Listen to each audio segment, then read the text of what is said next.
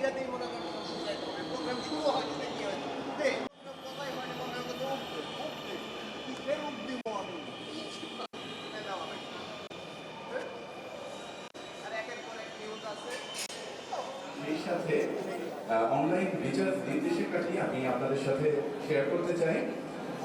যারা rapid pass এবং MRT pass ব্যবহার করে মেট্রো রেলে চলাচল rapidpass.com.bd ওয়েবসাইট অথবা অ্যাপে নিবন্ধন করতে হবে তাদেরকে।